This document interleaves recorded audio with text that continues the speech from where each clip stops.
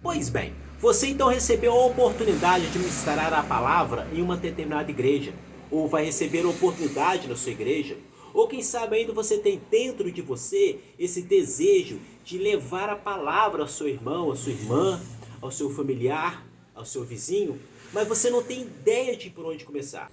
Fique comigo, porque com o auxílio do Espírito Santo, hoje eu irei lhe dar algumas dicas de como ministrar a palavra e quem sabe um dia você poderá, irmão, minha irmã, se tornar o grande pregador e pregadora da palavra do Senhor Jesus. Logo após a vinheta. É assim que Deus faz. Pega aquele filho que foi humilhado, onde ele sofreu vai ser exaltado. Em Marcos capítulo 16, versículo 15, está escrito: E disse-lhes: Ide por todo mundo e pregai o evangelho a toda a criatura. Quem disse isso? Jesus. Jesus disse a quem? Aos seus discípulos. Mas essa é uma ordenança que prevalece até hoje. Cabe a mim, cabe a você, cabe a todos nós levarmos o evangelho do Senhor Jesus. Somos nós que iremos anunciar o evangelho do Senhor Jesus a todas as criaturas. Este é o mandamento direto do Senhor Jesus, para que todos nós possamos levar a sua palavra. É por causa disso que todos nós, quando começamos a conhecer a palavra de Deus, nós começamos a sentir esse desejo latente em nossos corações. Às vezes ele pode começar pequeno, ainda tímido, mas às vezes ele pode se sentir assim forte, pulsante, como um vulcão, prestes a se explodir. Então, meu amado irmão, se você por acaso sentiu esse desejo em algum momento na sua vida, comente aí embaixo. Comente: eu já senti o desejo de falar do Senhor Jesus pelo menos uma vez ao próximo. Por quê? Para que qualquer um que possa um dia estar assistindo esse vídeo possa ver que ele não está sozinho nesse sentimento, e é um sentimento natural, e é um sentimento direto do Espírito Santo, devido a uma ordenança do Senhor Jesus. Mas o grande problema que eu vejo, meus irmãos, é que muitos de nós, quando ainda somos neófitos, ou seja, recém-convertido ao Evangelho, e vamos então pedir orientação aos nossos pastores, aos nossos presbíteros, aos nossos diáconos, aos nossos líderes de forma geral. A única coisa que eles fazem é nos dizer: vai ler a Bíblia, vai orar, vai jejuar, vai buscar a presença do Espírito Santo e coisa e tal. Mas a verdade é que nós muitas vezes precisamos de muito mais do que essas informações óbvias. Agora, sem mais delongas, vamos aprender então com aquele que foi o maior pregador da palavra de Deus, o próprio Deus homem que se fez carne e habitou entre nós. Está escrito em João 3,16: Porque Deus amou o mundo de tal maneira que deu o seu Filho unigênito, para que todo aquele que nele crê não pereça, mas tenha a vida eterna. Meus irmãos, vamos lá. Vamos abordar a pessoa, vamos ministrar a palavra de Deus. Precisamos fazer a seguinte pergunta: quem amou? Deus. Deus amou. Mas Deus amou quem? Você deve estar perguntando. Deus amou o mundo inteiro. Veja bem, porque Deus amou o mundo inteiro. Significa que Deus não amou somente o pastor, a pastora, o presbítero, o diácono, o padre, o bispo, a freira. Deus amou o mundo inteiro. Significa que Deus amou também, e Deus ama também o maconheiro. Deus ama o ladrão. Deus ama o adúltero, a adúltera.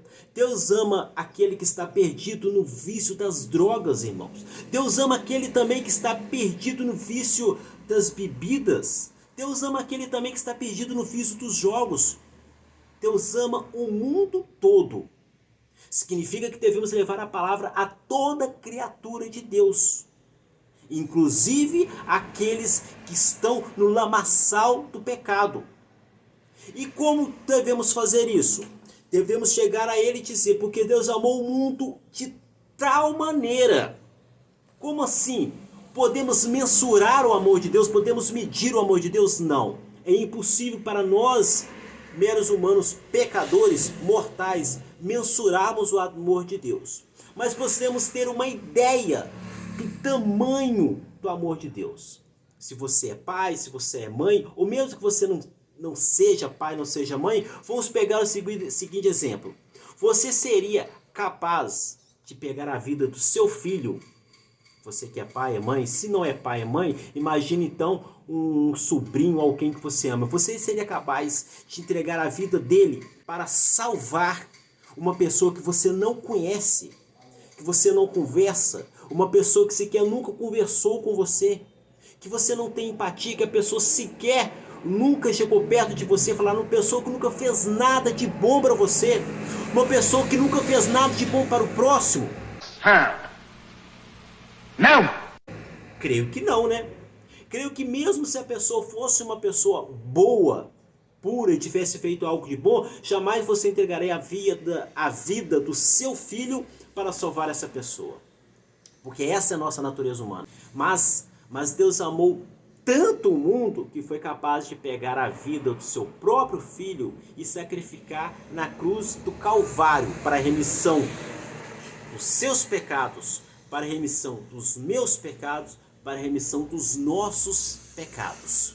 A grande pergunta que devemos fazer, que eu devo fazer, que você deve fazer é a seguinte: por que então que Deus aceitou entregar o seu próprio filho para resgatar um pecador tão vil, tão falho, assim como eu sou, assim como muitos de nós somos? Porque está escrito em Romanos, capítulo 6, versículo 23. Porque o salário do pecado é a morte, mas o dom gratuito de Deus é a vida eterna, por Cristo Jesus, nosso Senhor. Ou seja, meus amados, conforme está escrito em Romanos, capítulo 6, 23, que acabamos de ler, o salário do pecado é a morte. E nós estamos afastados da presença de Deus, nós estamos em pecados. Ou seja, se continuarmos assim, nós iremos perecer, iremos morrer. E não estou falando aqui de morte física, porque todos nós iremos morrer fisicamente. Estou falando da morte espiritual.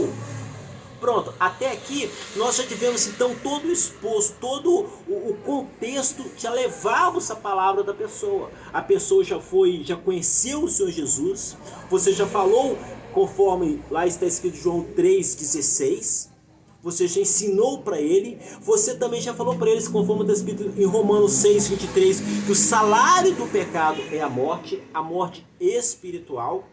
Não somente a morte física, mas a morte espiritual é a consequência da nossa vida afastada de Deus. Após então nós dizermos tudo isso a nosso irmão a quem nós iremos ministrar a palavra, cabe somente fazermos o convite. Para quê? Para que ele possa conhecer a nossa igreja, para que ele possa conhecer a sua igreja, se você está congregando em alguma igreja. Ou então para que ele possa conhecer, ir a outra igreja, mas de preferência aquela igreja onde você já congrega. Para quê? Para que você possa ser o irmão que vai orientá-lo de como é a caminhada na presença do Senhor Jesus. Viu como é fácil? Não é difícil, mas nós precisamos fazer o quê? Começar. Tudo na vida precisa do primeiro passo. Muitas vezes nós nos assustamos com todo o contexto, mas toda grande viagem inicia-se com o primeiro passo. A partir do momento que você começa a falar a palavra de Deus, talvez não comece talvez com uma pessoa que você não conheça na rua. Comece falando para o seu irmão de sangue, para o seu primo, para a sua prima, para o seu vizinho, para o seu amigo. Começa falando do amor de Deus, talvez um pequeno versículo, como João 3,16. E Deus amou o mundo todo de tal maneira. Começa a falar do que Deus fez na sua vida, de como você era antes e de como você é hoje, de como o Evangelho transformou a sua vida, de como o Evangelho pode transformar a vida e tem transformado a vida de inúmeras pessoas e pode também transformar a vida dele. Comece a falar também que Deus ama ele, que Deus tem saudade dele, de conversar com ele. Ensine-o a orar. Agora você termina convidando ele para visitar a sua igreja, outra igreja, ou a igreja que ele se sentir melhor. Mas de preferência a sua igreja, porque lá você poderá ser o irmão mais velho na fé dele. Você poderá orientá-lo de como é a caminhada do Senhor Jesus. mais importante mesmo é você dar o primeiro passo. O importante mesmo é que você comece. Talvez você não possa começar ministrando a palavra dentro da sua igreja ou dentro de outra igreja, mas você possa começar então falando do amor de Deus para o seu irmão, para a sua prima, para o seu tio, para a sua mãe, para o seu pai, para o seu filho. É aos poucos que começa. Toda grande jornada se inicia com o primeiro passo. Precisamos dar o primeiro passo. Precisamos perder essa timidez, porque essa timidez, ela muitas vezes ela é algo colocada na nossa cabeça pelo maligno, para impedir que nós façamos uma ordenança divina, que é ir e pregar o evangelho. Nós, com apenas 2 versículos, já conseguimos ter toda uma base de como ministrarmos a palavra. Talvez você possa pegar esse vídeo, alterar, colocar do seu jeito e possa usá-lo, toda essa base que nós aprendemos hoje, na sua oportunidade na igreja.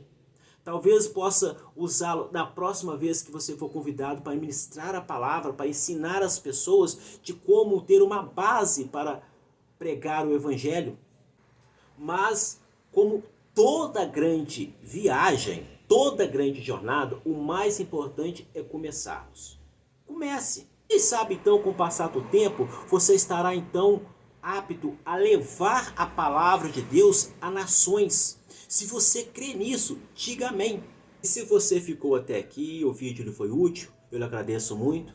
Mas se você puder encaminhar esse vídeo para algum amigo ou amiga que está iniciando a jornada, iniciando o seu ministério, eu serei imensamente grato e que Deus possa te abençoar. Que Deus te abençoe e faça brilhar o seu rosto sobre ti.